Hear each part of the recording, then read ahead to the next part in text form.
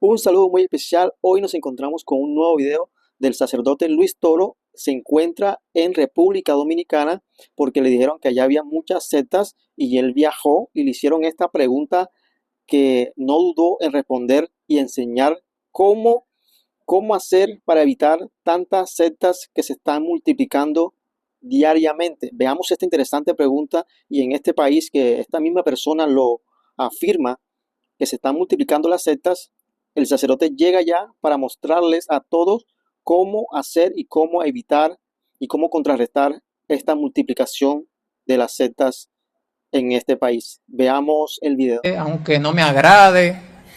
Y cuando llegué a mi casa, abrí la computadora y lo primero que me sale es un videíto que tenía por título Milagros Eucarísticos, Doctor Ricardo Castañón. Duraba 2 horas y media. Cuando terminé de leerlo, dije, aquí está la verdad. Y después de eso, lo segundo que dije fue, Señor, ahora ayúdame a entender por qué la iglesia enseña lo que enseña. Y adivine de quién fue el segundo video que yo encontré. Contra Eduardo Gutiérrez sobre el diezmo. Y lo primero que hizo fue que le demostró cuál era la iglesia de Cristo. Y yo cada versículo que el padre sacaba, lo único que decía, ahora entiendo. Padre, muchísimas gracias, de verdad. Mire, tengo 3 preguntitas para usted. La primera, aquí sobre todo en República Dominicana se nota mucho eso. Han proliferado mucho las sectas. Entonces, la primera pregunta es, ¿cómo la iglesia, qué usted recomendaría a la iglesia para ayudar a evitar el avance de los grupos protestantes? ¿Qué recomendaría a nivel práctico? La segunda es, ¿usted considera que al católico le falta celo apostólico? Y si usted considera que es así, ¿a qué usted cree que se debe? Y la tercera pregunta es, yo soy padre, ¿qué consejo nos daría usted a los padres que tenemos niños pequeños para poder educar correctamente a nuestros hijos en la fe? Gracias. Muy bien, primera respuesta, que los sacerdotes comiencen a preparar a los laicos en la apologética, no tomando la apologética como pelear con los evangélicos, sino conocer la doctrina católica y conocer la doctrina protestante con la Biblia para que el católico esté firme y saque de la mentira y del engaño a los hermanos separados. Y los laicos pueden decir, pero es que el padre no me forma. Eso es verdad. Pero le voy a decir un secreto a ustedes aquí. Tapen la boca los curas. ¿Qué digo? Los oídos. ¿Saben qué? Hoy día, gracias a Dios, hay muchos sacerdotes que están preocupándose por la apologética. Le digo gracias a quién. A ustedes, los laicos, que los bombardearon con videos del padre Luis Toro. Y al fin un día lo vieron. Pero ojo, aunque el sacerdote te diga que no, agarra los videos. Antes tenía que ir a la universidad, ahora la universidad llegó a la casa. Agarra los videos, estudia, nadie te lo va a robar, nadie te va a impedir que estudies en tu casa. ¿Quién te va a impedir? Agarra y estudia, paso por paso. Y cuando vaya un sacerdote y le diga, mira, vamos a estudiar apologética, el padre le dice, no, le dice, está bien, padre. Entonces, usted me va a explicar, porque yo estoy un pastor que me está conquistando y me voy a ir con él, porque ustedes son unos idólatras. Ustedes dicen que María es virgen y María tuvo más hijos. Agárrelo como si usted fuera protestante. Y apréndese unas cuantas citas de los protestantes y restréguense en la cara. Y le diga, y por eso me largo de la iglesia y me voy a evangélico. Claro, echándole broma, ¿no? Una obra de teatro, ¿no? Para que el cura reflexione. Pero no esperen ustedes, hermanos, a que lo hagan los sacerdotes. Háganlo ustedes. Y los sacerdotes, pues cuando vean que el pueblo va caminando para allá, o camina con el pueblo o se lo llevan. Y la segunda, el celo apostólico. Comenzando por los sacerdotes, muy pocos sacerdotes tienen celo apostólico. Por desconocimiento. Por ejemplo, a mí en el seminario, por eso lo digo con autoridad, con potestad. A mí en el seminario me decían que teníamos que tener celo apostólico. Y el celo apostólico era que el sacerdote vecino no viniera a celebrarme un matrimonio en la iglesia mía. Que cualquier otro sacerdote de otra parroquia no viniera a hacer un bautizo en la parroquia mía. Eso era celo apostólico. Cuando yo me puse a leer la Biblia, en 2 de Corintios capítulo 11, versículo 1 en adelante, me di cuenta que el celo de los apóstoles era por la salvación de las almas, que nadie viniese a enseñar otra doctrina, a engañar a la gente. Eso se llama celo apostólico. Y eso muy poco existe en la iglesia. ¿Y cómo hacer para que exista celo apostólico? Pues comenzar a mostrarle a los sacerdotes, a los seminaristas y a los laicos la necesidad de evangelizar para la salvación de las almas. Bastaría con Marcos 16:15, vaya, prediquen el evangelio a toda criatura, el que crea se salvará. Eso es celo apostólico, predicar la palabra de Dios para que la gente se crea, para que la gente crea y se salve. El que se resista a creer será condenado. Eso es celo apostólico, voy a predicar para que la gente se salve. Por eso estoy aquí, por eso aguanto el calor, por eso aguanto todo lo que me venga, porque yo tengo celo apostólico. Quiero que todos ustedes, un día como estamos aquí reunidos, nos encontremos en el cielo con los ángeles y los santos, gozando eternamente del reino de Dios. Y la última, ¿qué hacer con los hijos? Simplemente lo que dice la Biblia, enseñar a los niños, desde niños la palabra de Dios, segunda de Timoteo 4, ¿cómo es? 3:14, perdón. 3:14 al 16. Enseñar desde pequeñito a los niños la palabra de Dios. Si no hacen eso, perdieron. El mundo de hoy se está llevando arrastrados a los niños, a los jóvenes y a los adultos sin que nada los pare. Parece que esto no lo frena nadie, pero es mentira. La palabra de Dios sí. Si quiere, hagan la prueba y verá. Si ustedes enseñan a sus hijos la palabra de Dios, no se los lleva a la corriente. Jesús mismo dijo, el que escuche esta palabra mía y la pone en práctica, parece el hombre que construyó sobre roca. Viene el viento, vienen las mareas, vienen las tormentas, pero no mosquean la casa porque estaba construida sobre. Pero aquel que no le enseña la palabra de Dios a sus hijos es como el que construye en arena y viene la tempestad del viento, se lo lleva y dice, su final es un desastre, ruina total. Pero ¿cuándo comprenderán los padres de familia esto? Yo no sé cuándo. Yo no sé cuándo. Pero con la esperanza de que algún día, o aunque sea uno, lo tome en cuenta. Por eso hoy les predico la palabra de Dios. Otra pregunta.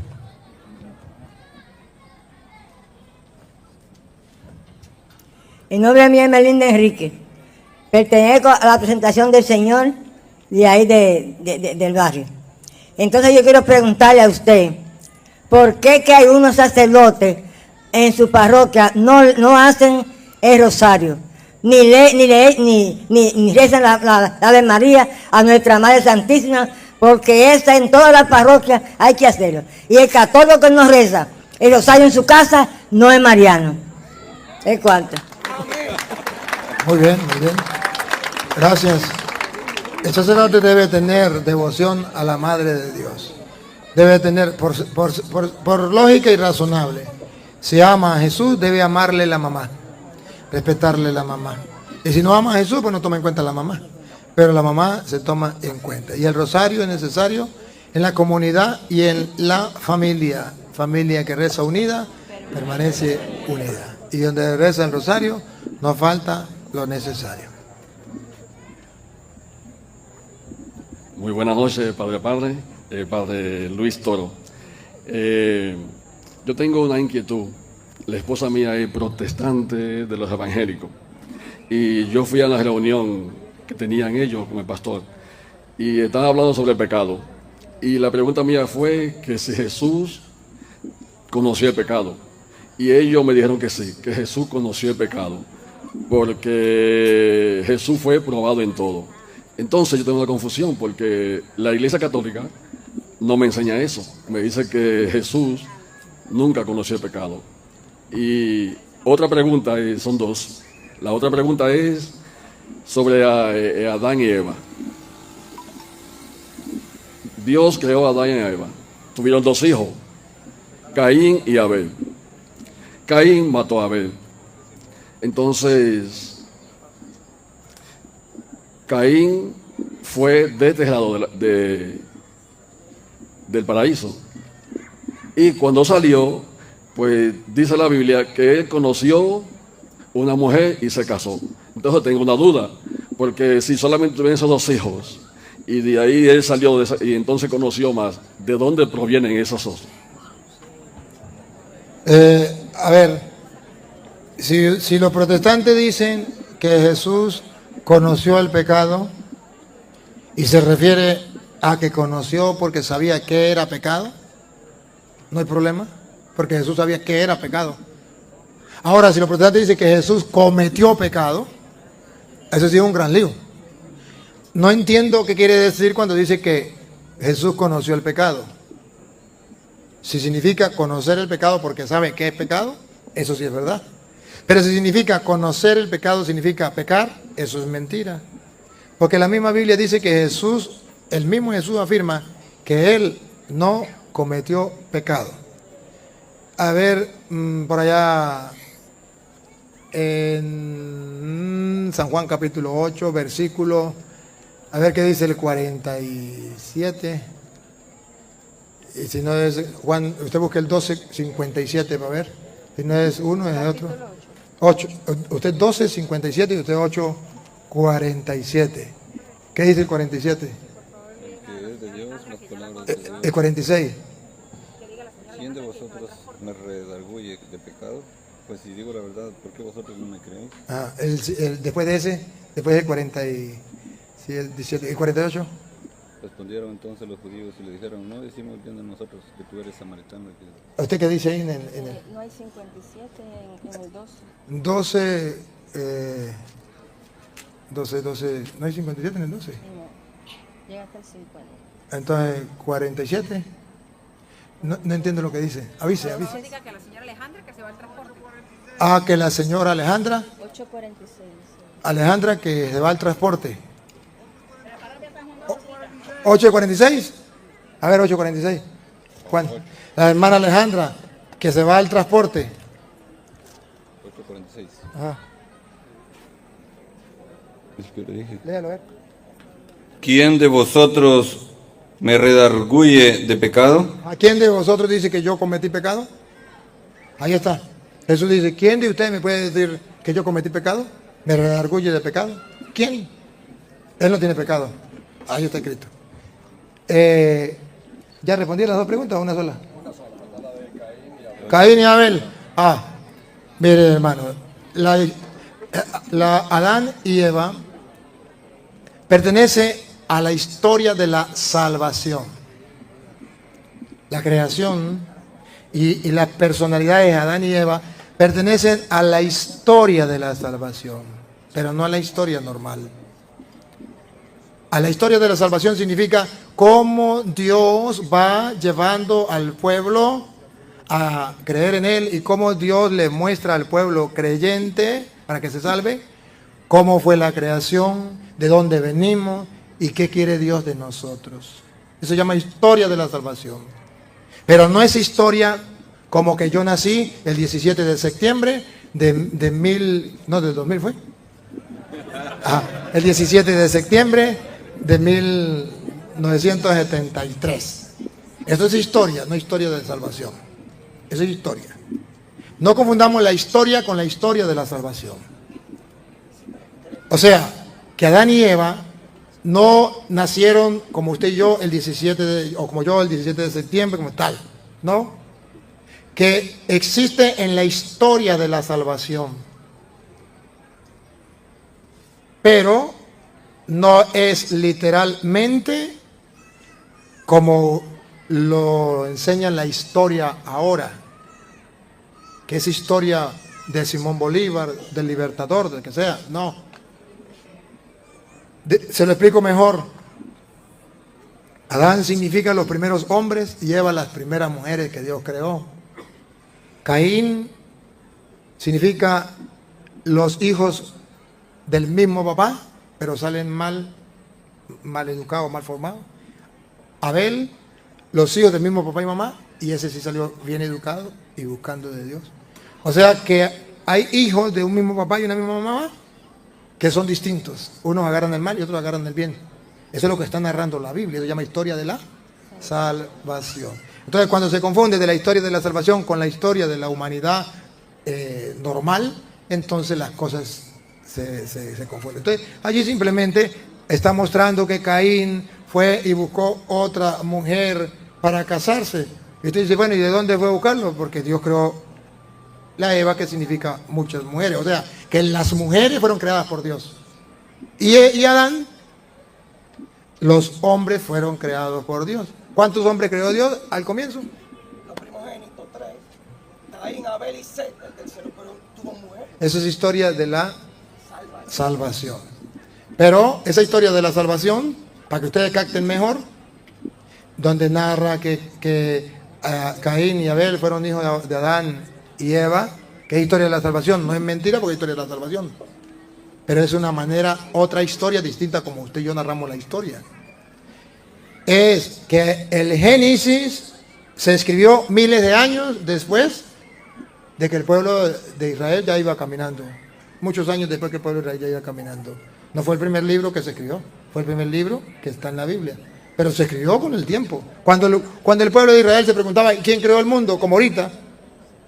Entonces Dios inspiró a los escritores sagrados para que dieran una explicación de la salvación. Cómo hace Dios para crear al hombre y qué hace Dios para salvar al hombre y cómo el hombre entra en el pecado y cómo Dios promete la salvación. Entonces se llama historia de la salvación.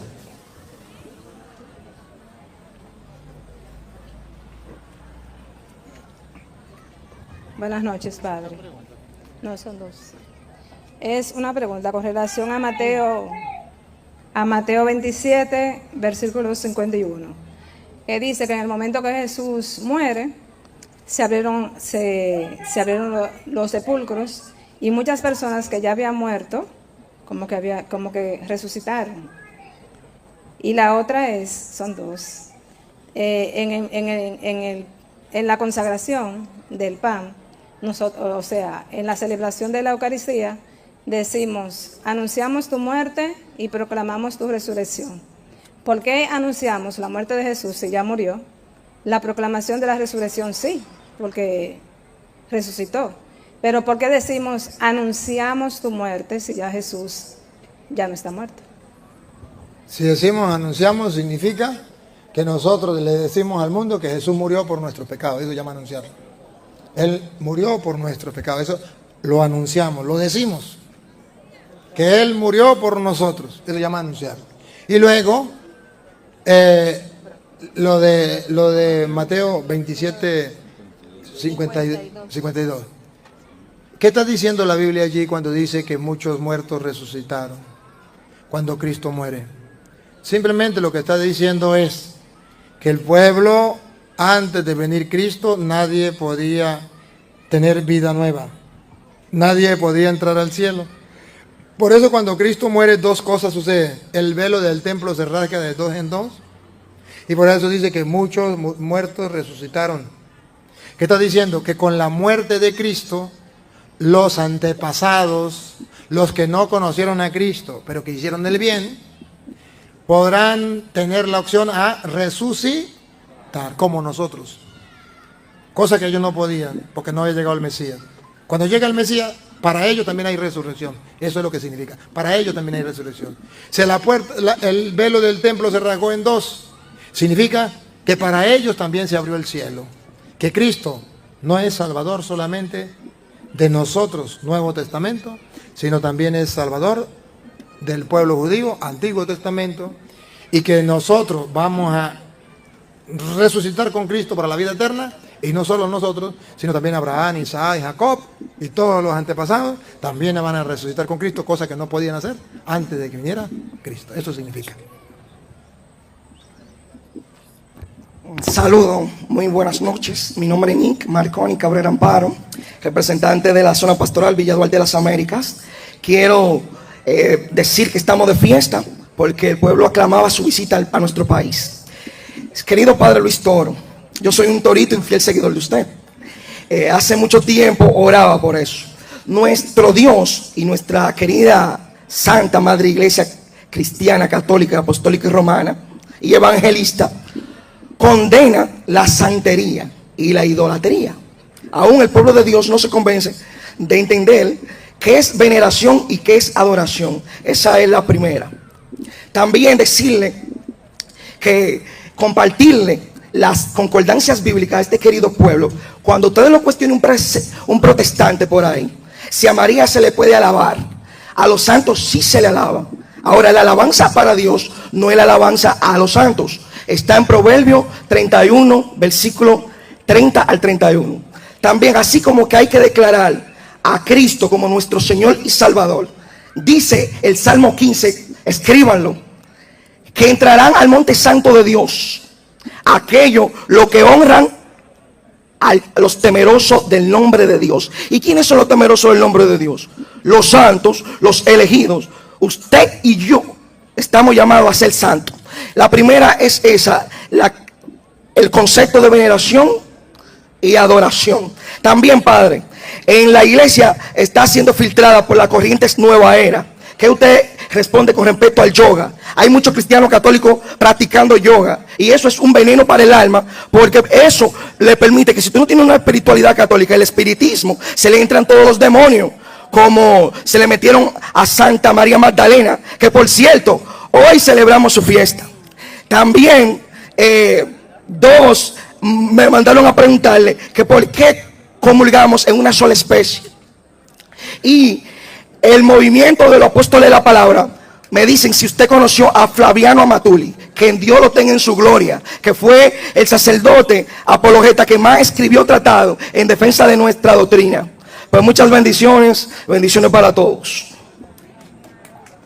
Gracias. Sí, conocí al padre Flaviano Amatuli y él fue el que me inspiró.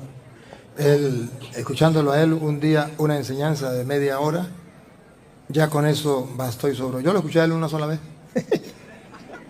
Más nada. Pero con eso bastó y sobró para yo preocuparme por la apologética.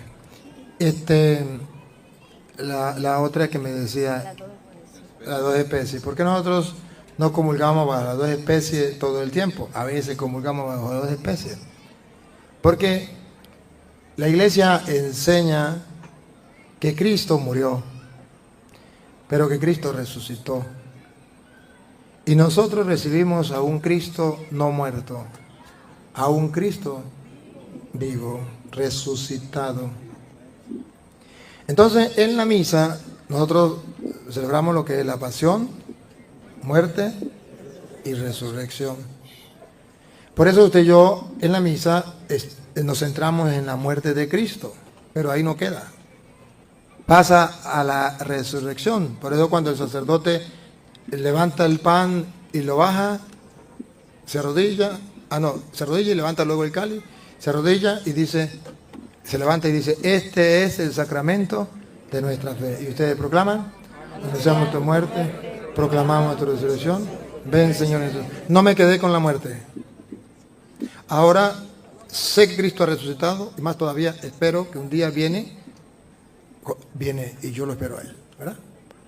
Ven Señor Jesús, yo lo espero, lo deseo. Entonces, cuando usted y yo vamos a comulgar, vamos a recibir a un Cristo vivo, que está vivo en el pan y está vivo en el cáliz. Por tanto, yo puedo comulgar, sea en el pan, la especie de pan, o puedo comulgar solo con la especie de vino. Él está vivo en el pan y Él está vivo en el vino. Usted puede decir, pero es que la sangre, el cáliz es la sangre de Cristo. No. El cáliz es el cuerpo y la sangre de Cristo. Y el pan es el cuerpo y la sangre de Cristo. El pan es el cuerpo de Cristo y la sangre es la sangre, el cáliz es la sangre de Cristo. Pues si el cuerpo está en un lado y la sangre está en otro lado, ¿cómo está ese ser? Muerto. Muerto. Usted tiene el cuerpo de su esposa en el cuarto y la sangre de su esposa en la cocina. Y usted se acuesta a dormir. ¿Con qué se acuesta a dormir? Con una muerta. Jesucristo ha resucitado. Y por eso ustedes verán que el sacerdote, y lo enseña la Santa Madre Iglesia Católica, y hay sacerdotes que no lo hacen, es un problema de ellos. Está faltando a la liturgia. El sacerdote, hay un momento en que él parte el pan. Véanlo, que él parte el pan. Y parte del pan un pedacito y lo echa al cáliz, y en secreto, que ustedes no escuchen, dice, el cuerpo, ¿se acuerda que estaba muerto, verdad? El cuerpo estaba muerto, el cuerpo estaba en un lugar, estaba muerto, la sangre estaba en otro lugar. el cuerpo, el pan, y lo suelta, y la sangre de Cristo, unidos en este cáliz, vea, se unen, ahí está el misterio, se unen en este cáliz, sea para nosotros alimento de vida, entonces vamos a recibir un Cristo vivo donde está unido el cuerpo y la sangre de Cristo, y usted puede comulgar, sea con el puro pan, o sea con el puro cáliz, porque usted cree en el misterio que allí se unió el cuerpo y la sangre de Cristo. ¿Y cómo se explica? Hay un pasaje de la Escritura, por allá creo que es Apocalipsis 5, ¿5 qué? ¿5:8? No, 5:8 no es. Ay, ya se me olvidó cuál era. 5:8 sería. 5:5. ¿Qué dice 5:5? Dice, he aquí, y uno de los ancianos me dijo, no llores. Ah, He aquí ahí, 5:5, a ver. Y uno de los ancianos me dijo, no llores. He aquí que el león de la tribu de Judá, la raíz de David, ha vencido para abrir el libro y desatar sus 7 sellos. Y miré... Aquí viene, es el 6, ¿verdad? Ajá, el 6. Es el 6. Y miré...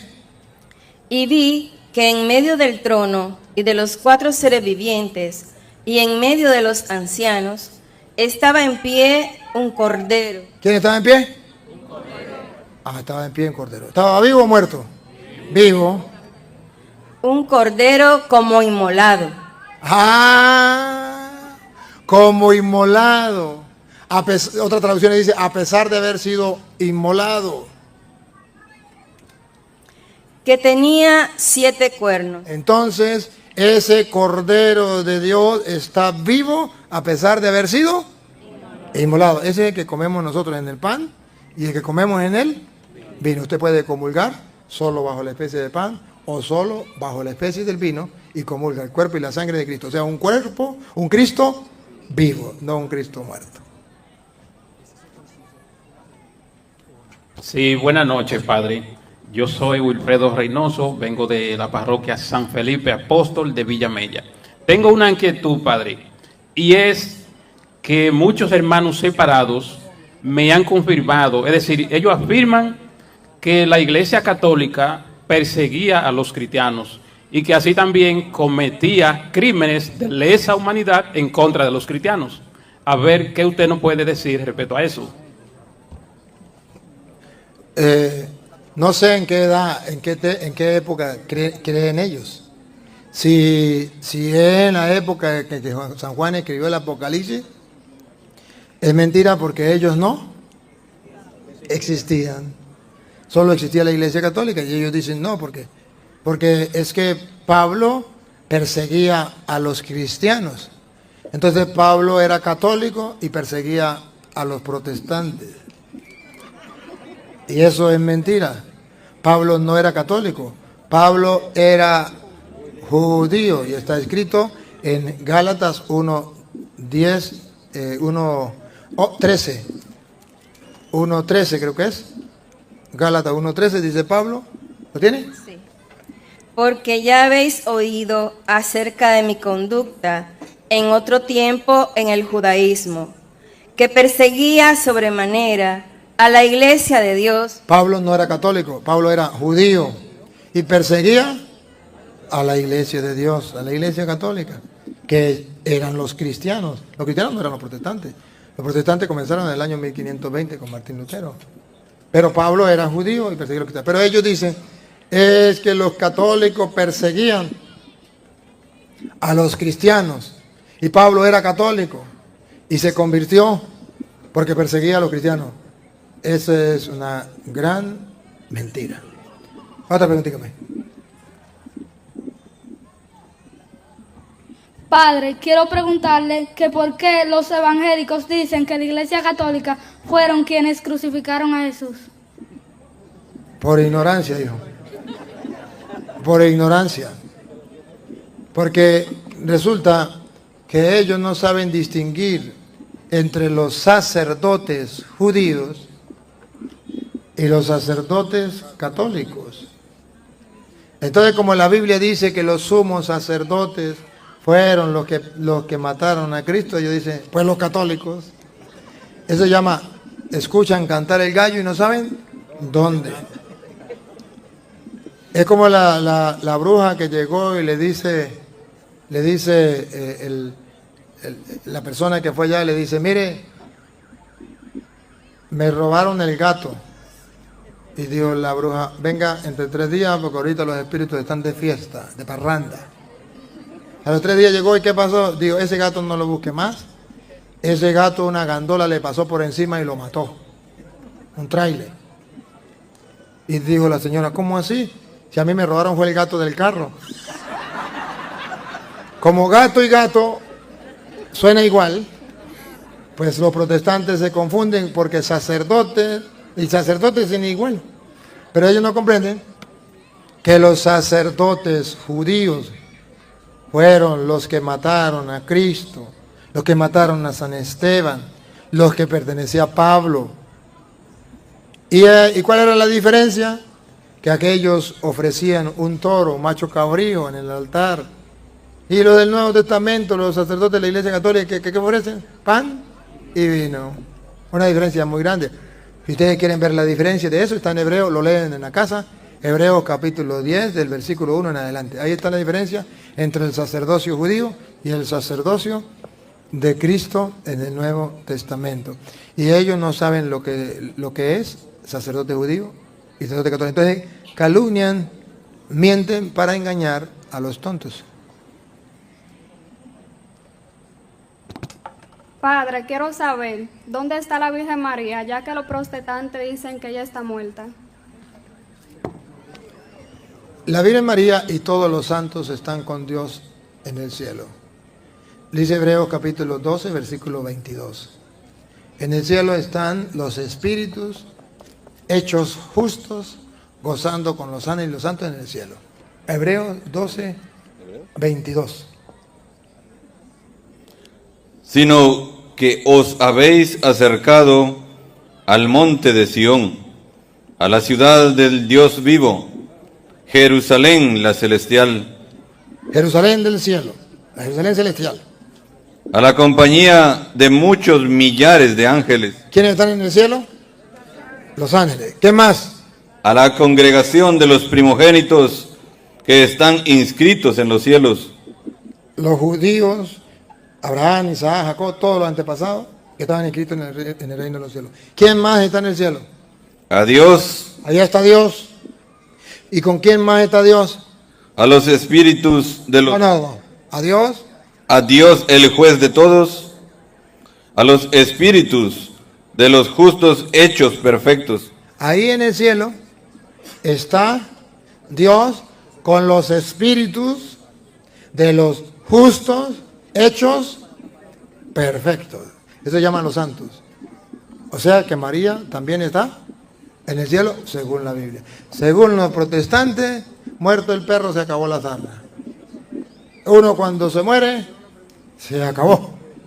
Ya no hay más salida. No vive espiritualmente. Y eso no es verdad.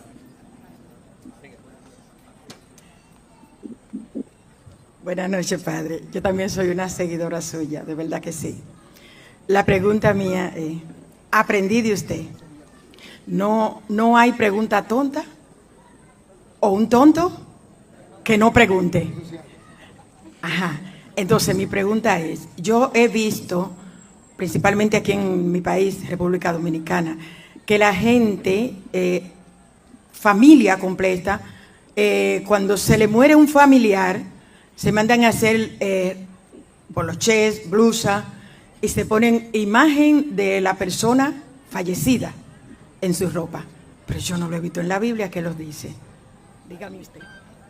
Hay cosas que no hay en la Biblia. Por ejemplo, en la Biblia tampoco se ve un avión. Y existen los aviones. Hay cosas que no están en la Biblia y que se pueden hacer. Eso no es pecado. La Biblia no dice que eso sea malo. Y usted puede, para recordar a su familiar, ponerse una camisa con su familiar. Eso no es problema. Eso es muestra de tener el recuerdo de un ser querido. Eso no hay problema. Lo que no está prohibido está permitido. Buenas noches, Padre. Es motivo de alegría estar por aquí, conocerle en persona. Soy un seguidor suyo de hace 5 años aproximadamente y me ha servido de mucho haberlo seguido. Mi pregunta es, padre, o sea, hace unos años que yo hablaba con un hermano separado, y me decía, yo le preguntaba, le pregunté que por qué le sacaron 7 libros a la Biblia, si son 73 y la Biblia de ellos solo tiene 66. Y él me dijo que porque hay libros que no están inspirados por Dios. Y me citó, por ejemplo, el libro de Tobías, donde el ángel Rafael, se define como un miembro de una tribu conocida del papá de Tobí. Entonces, por eso él me decía que Dios no miente y que el ángel mentió y que ese libro no era inspirado por Dios. Eso es ignorancia, porque la Biblia presenta qué es un ángel. Un ángel no es solamente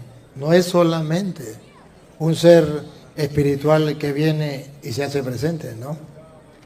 Cuando usted se quedó varado en la carretera y pasa otro carro y usted tiene hambre y tiene sed y usted no encuentra quién le tiende la mano, pasaron muchos carros y usted sufriendo porque tiene un apuro en su casa y viene alguien y para y le echa la mano, ¿qué es eso para usted? Un ángel de Dios.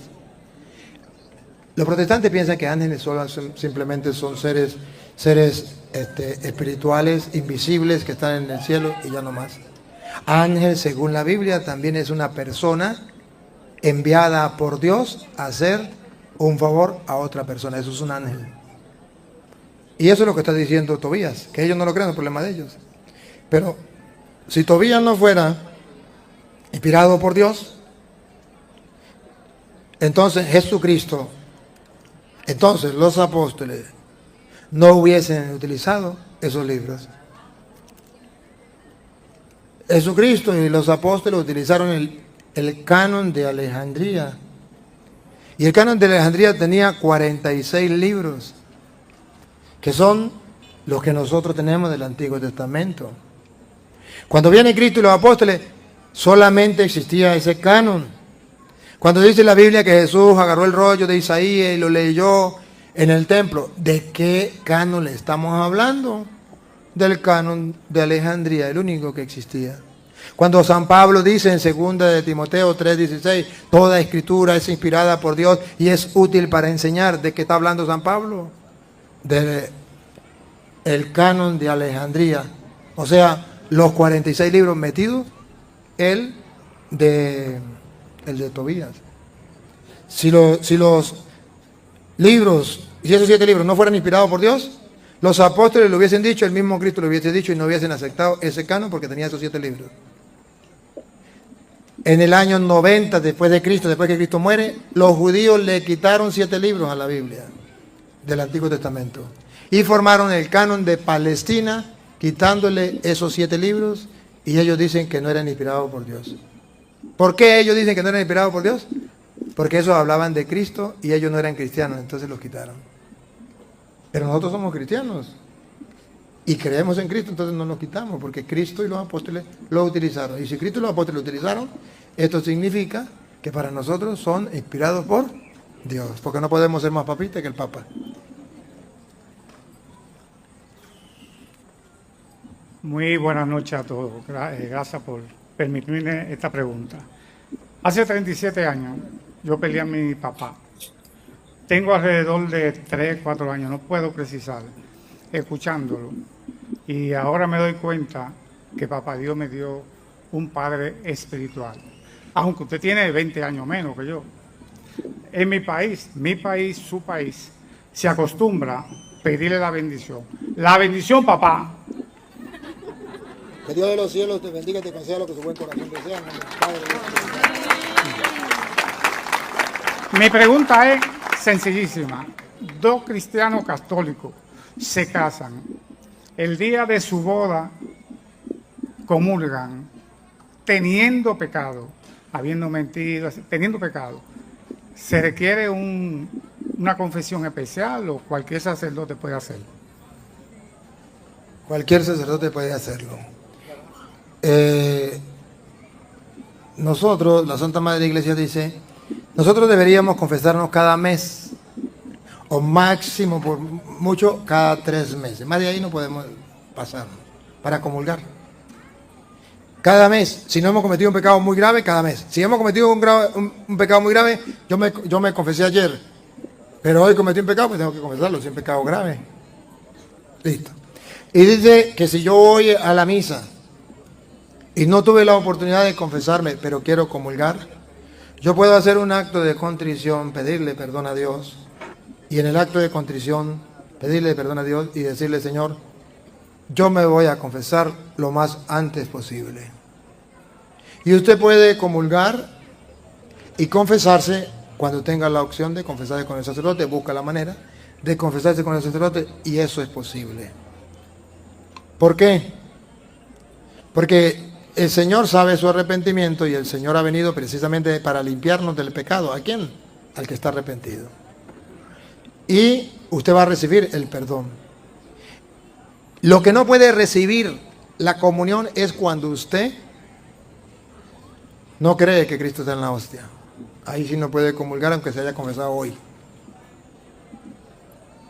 Porque se tragaría la propia condenación, dice San Pablo, por no creer y por no reconocer que ahí está Cristo. Gracias, Padre. Gracias. Buenas noches, Padre Luis Toro. Desde hace mucho tiempo que yo lo conozco por televisión y soy un creyente de su palabra. Que el Señor le bendiga. Mi pregunta es, con relación a la adoración de los santos, como dicen, la idolatría y la santidad. Hay los hermanos separados nos critican a los católicos con la adoración de los santos. Sobre todo en San Juan de la Maguana, donde la comunidad de Herbatey, hay una devoción donde celebran el Espíritu Santo. Entonces ellos tienen según cuando Cristo bautizó a San Juan, lo que se presentó cuando fue bautizado Cristo, la paloma del Espíritu Santo, en el cuerpo de Jesús, en el hombro de Jesús.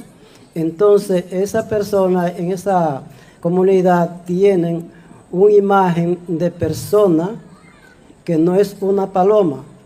Luego tienen también de cosas de paloma una tabla vestida de estela. Los hermanos separados nos critican mucho eso. Entonces yo deseo, nosotros deseamos saber si está correcto esa adoración o no está correcto, puesto que el Espíritu Santo es en forma de paloma y no en forma de cuerpo de personas. La Biblia, usted bien lo dice, representa el Espíritu Santo. Tiene una foto, se llama fotografía o imagen hablada. Viene el Espíritu Santo en forma de paloma, ¿no? Yo hasta ahorita que escucho que en forma de hombre, hasta ahorita lo escucho. Pero no habría ningún problema si usted estaba mostrando como otra persona, ¿no? Pero solamente que depende de cómo lo muestre. Es que yo no lo he visto y no puedo decir más nada. No lo he visto, no puedo decirlo. Porque de repente pueda colocarlo en forma de persona como ahorita como están con la ideología de género, puede colocarlo así. Entonces, yo no sé, no puedo dar nada de eso, ninguna opinión, pero sí, si lo dibujan como una persona para decir que es una persona, no habría mayor problema. Ahora, ¿cuál es la finalidad que lo dibujen como un hombre o como otra persona? No sé cuál era la finalidad.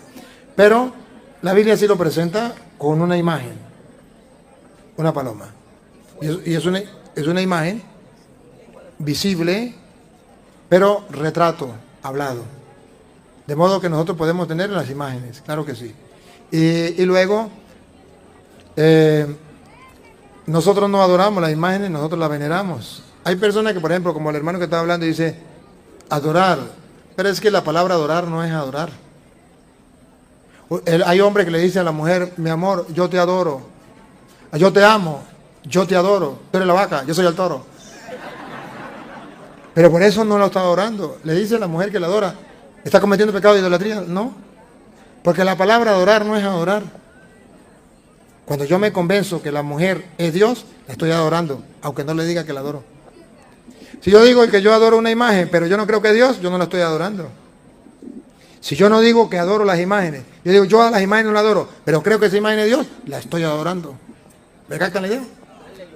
Adorar es que usted crea convencido que algo o alguien es Dios. La última, vamos a la última ya. Buenas noches, Padre Luis. Soy una seguidora de su palabra y tengo unos hijos también que les gustan mucho sus prédicas. Y la pregunta que yo le quiero hacer es el por qué le encendemos luz a la Virgen. Porque la luz tiene dos significados, otros más, pero en la iglesia tenemos dos significados. Uno, donde hay luz, hay vida. Jesús dijo que Él era la luz del mundo, de vida, símbolo de vida. ¿Por qué le ponemos luz? Porque decimos que la Virgen no está muerta, está viva. ¿Y por qué una vela? Porque así como la Virgen se desgastó, y ese velón representa cómo la Virgen se desgastó para hacer luz y para dar a luz a Cristo. También nosotros queremos desgastarnos para dar al mundo la luz de Cristo. Para eso tenemos luz. Y aquí un hermano me hizo muchas preguntas, pero como yo no me recuerdo todas las preguntas, se me olvidaron algunas, pero aquí me está recordando del yoga. ¿Por qué es pecado el yoga? Es un pecado el yoga. ¿Por qué está mal el yoga? ¿Por qué? La misma palabra lo dice, porque el yoga se centra en el yo. En el yo. El yoga va en busca del yo, no en busca del tú. O sea, va en busca de yo y no de Dios. El yoga es yo concentrarme hasta encontrarme con yo que soy Dios. Eso es malo. Yo me concentro en la oración, pero no me concentro en creer que yo soy Dios. Me concentro en saber que hay un Dios que yo no lo puedo ver, que puede todas las cosas, que lo sabe todo, que no soy yo. Eso se llama oración. La diferencia de la oración y el yoga, que el yo en la oración cree que Dios es Dios y se centra en Él. Y el yoga no cree que Dios es Dios, sino que yo soy Dios y me centro en yo para encontrarme con yo mismo que soy Dios. Solamente bastó un solo video para que cambiara mi vida. Y me lo enviaron desde Boston. Acerca de que si se va a guardar el día sábado en el cielo, porque los hermanos adventistas toman Isaías 66, versículo 22 y 23. Aquí, sobre todo en República Dominicana, se nota mucho eso. Han proliferado mucho las sectas. Entonces, la primera pregunta es, ¿cómo la iglesia, qué usted recomendaría a la iglesia para ayudar a evitar el avance de los grupos protestantes? Los hermanos, vamos a darle la oportunidad, si hay algún hermano separado, para que pase y haga la pregunta. Si hay algún hermano separado, no importa de la religión que sea, que esté interesado en preguntar, perfecto. Si algún hermano separado quiere venir a preguntar o compartir conmigo, voy a acercarse. No, pero entonces pasa por aquí, por aquí. Páselo por aquí. Pase por aquí, el que va a preguntar, a la vela por aquí. Ningún hermano separado ha venido, entonces le damos la oportunidad a los católicos. Si quiere alguno hermano separado, pues entonces hace la cola y luego dice que él es hermano separado. Vamos a tratar, hermanos, de disipar las tinieblas del error, tratando de responder a las interrogantes con la palabra de Dios.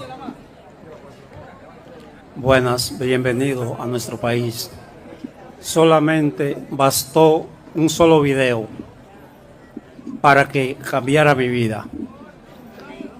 Y me lo enviaron desde Boston, una sobrina que tengo allá. Pero en realidad no hay en la tierra un verdadero mensajero de Dios como usted. Usted ha cambiado mucha vida. Mucha vida. Y yo, desde que vi el primer video, no me canso de ver video. Y es 24/7. Video de Padre Toro de por la mañana que me levanto hasta que me acuesto. Y la enseñanza que he recibido me llenan. No me canso de escuchar. Y además, como usted dice, lo comparto con los demás. No me lo cojo para mí solo. Muchas gracias, que Dios le bendiga. Muy bien, ese ejemplo muy bueno. Debe compartirlo con todos. No importa que no les guste. Otra preguntita, pues. Buenas noches. Mi pregunta es acerca de que si se va a guardar el día sábado en el cielo, porque los hermanos adventistas toman Isaías 66, versículos 22 y 23. Vamos a leerlo. Mientras lo leemos, debes saber que el sábado es un mandato de Dios para el pueblo de Israel. Y el sábado no era simplemente un día como tal, sino era un descanso. Por eso se llamaba Sabbat, no se llamaba sábado de sábado que nosotros tenemos. El sábado que nosotros tenemos no es el sábado de la Biblia. El sábado que nosotros tenemos es el sábado del dios Saturno. Cada día está dedicado a un dios. El lunes a la diosa Luna, el martes al dios Mercurio, jueves al dios Júpiter, viernes a la diosa Venus, sábado al dios Saturno y domingo. No se llamaba domingo, se llamaba día del sol. Era día del dios Sol y era el primer día de la semana. Cuando viene Cristo, todos los días siguieron dedicados a un dios, porque los días de la semana son paganos, no son cristianos. Entonces, viene Cristo y todos los días de la semana siguen paganos. Lunes, día de la diosa Luna.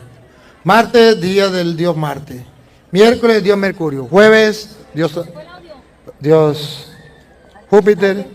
Viernes a la diosa Venus. Y todavía el sábado que ustedes y yo tenemos, ese que los adventistas gritan que hay que guardar, ese sábado es del día del dios Saturno.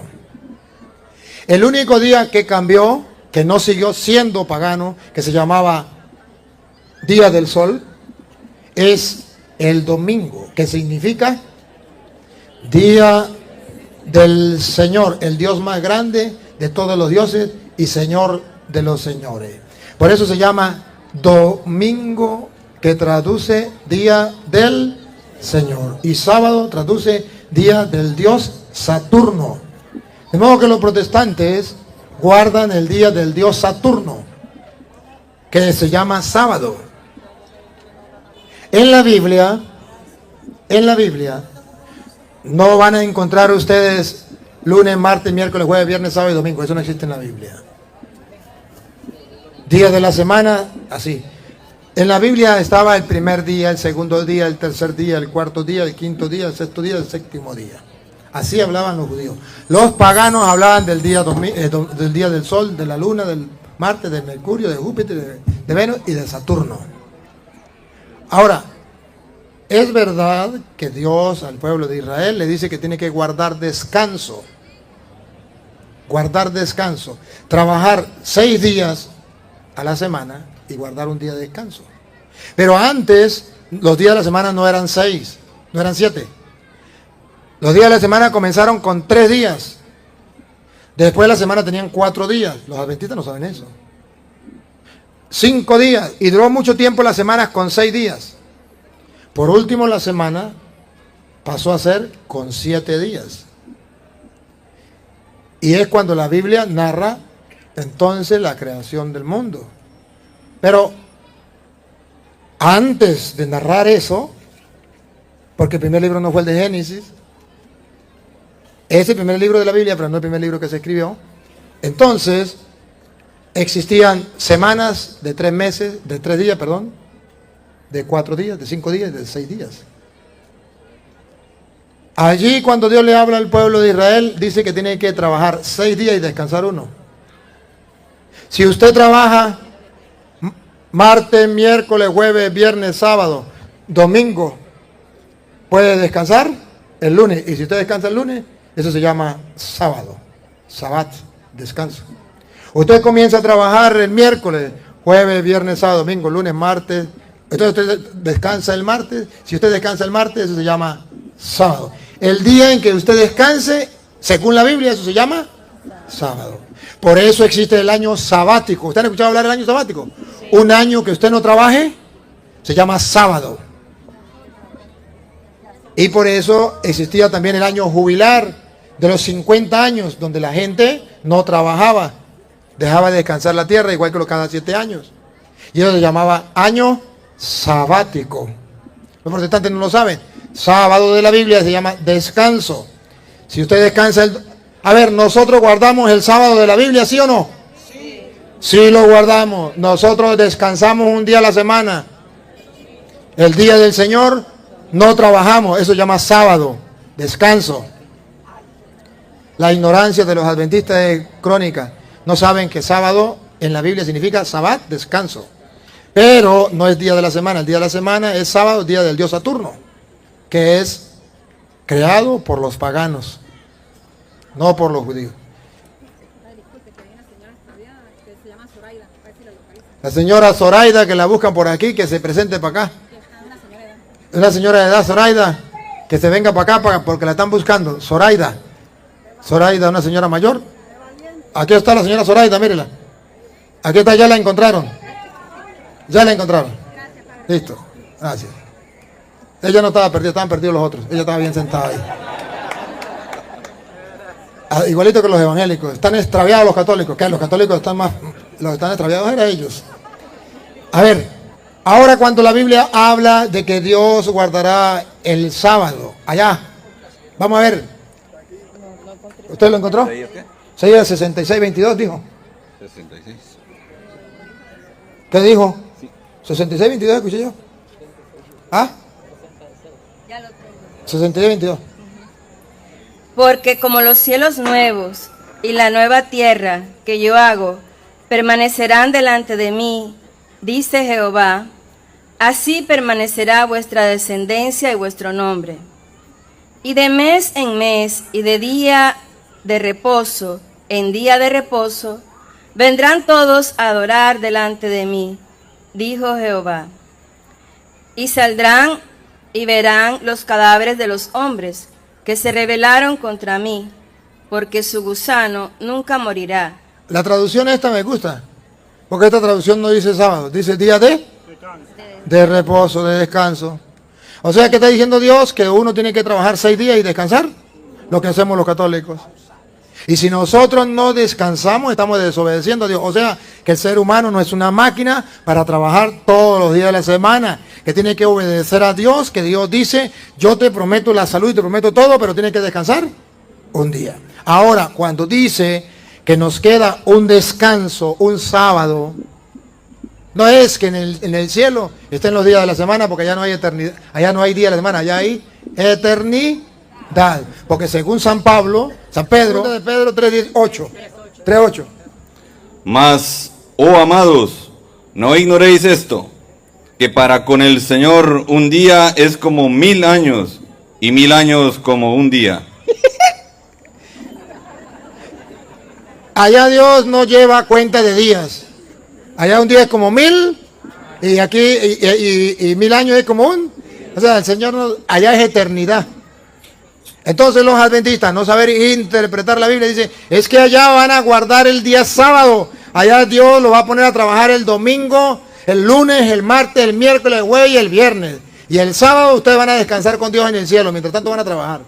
A Petronilo le patina el coco, le patina el coco, le patina. Dios sabe qué está diciendo, que queda un descanso para los que creen en Él, según dice Hebreos capítulo 4, versículo 8. Y si quieren lo leer desde el 7, queda un descanso. Ahora el Apocalipsis dice, ¿cuál es el descanso? El descanso, ¿saben ustedes cuando una persona muere, como usted dice? Que en paz descanse, o que descanse, o sea, entró en el reposo, en el descanso de Dios. No es que allá entonces Dios va a guardar el sábado allá, eso se llama ignorancia. El escritor sagrado en Hebreos 4:7 dice que queda ciertamente un descanso, pero no es como el del pueblo judío. Escuchemos. 4:7. Otra vez determina un día, hoy, diciendo después de tanto tiempo, por medio de David, como se dijo, si oyereis hoy su voz, no endurezcáis vuestros corazones, porque si Josué les hubiera dado el reposo, si Josué les hubiese dado el reposo, no refiere al día de la semana, porque el día de la semana lo tenía en tiempo de Josué. Pero si Josué lo hubiese llevado al cielo, no habría necesidad de Cristo. Si Josué le hubiese dado el reposo, o sea, el cielo, la eternidad, no hablaría después de otro día. O sea que para los cristianos hay otro día. Por tanto, queda un reposo para el pueblo de Dios. Queda un reposo, la eternidad, que en paz. Por eso el Apocalipsis, mire como lo dice Apocalipsis 6:11. Cuando los que mueren llegan a la presencia de Dios, se les dan vestiduras blancas, ¿y qué se le dice? Y se les dieron vestiduras blancas, y se les dijo que descansasen. Ese es el sábado, descanso, que descansasen todavía un poco de tiempo, hasta que se completara el número de sus consiervos. Ese es el descanso que guardamos en el cielo. Sábado significa descanso, pero la ignorancia es atrevida. Y los adventistas piensan que allá en el cielo San Pedro va contando los días. Y tiene ya un calendario bien grande, los días de la semana. La ignorancia es bastante atrevida, pero no es así. Nosotros guardamos el día de descanso, que es el día del Señor. Domingo, porque Él resucitó el día domingo, porque los cristianos se reunían el día domingo. Por ejemplo, dice la Biblia en Juan 20:19, que los cristianos estaban reunidos el día primero de la semana. El versículo 26, usted lee el 26, usted el 19. El versículo 26, 8 días después, el primer día de la semana, estaban reunidos otra vez. Y Cristo no le llamó la atención y le dijo, ¿ustedes por qué se reúnen el domingo? ¿Por qué no se reúnen el sábado? Vamos a ver. Cuando llegó la noche de aquel mismo día, el primero de la semana. Y el sábado era el séptimo. Y el primero era domingo. El primer día de la semana, escuchen, que los cristianos, los discípulos de Cristo, se reunían el primer día de la semana. Estando las puertas cerradas en el lugar donde los discípulos estaban reunidos. ¿Quiénes se reunían el primer día de la semana?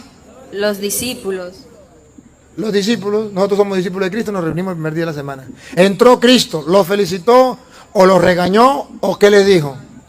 Vino Jesús y puesto en medio en medio les dijo, paz a vosotros. ¿Por qué le dijo paz a vosotros? Porque ellos estaban reunidos el domingo por miedo a los judíos y estaban orando con puertas cerradas. ¿Por qué? Porque los judíos no permitían que se reunieran los domingos, sino el día sábado. Y si ellos se reunían el domingo, tenían que cerrar las puertas para que no lo mataran. Porque el que no guardara, no guardara el día de reposo, que fue el sábado, o el que lo cambiara, lo iban a matar. Entonces ellos tenían miedo. 8 días después. 8 días después. Domingo, primer día de la semana. Estaban otra vez. Otra vez. ¿Quiénes? ¿Los adventistas, los judíos o los discípulos de Cristo que son los católicos? Sus discípulos. Sus discípulos. Dentro, y con ellos Tomás. Llegó Jesús. Ahí llegó Jesús. Jesús con su presencia le aplaude que se pueden reunir los domingos.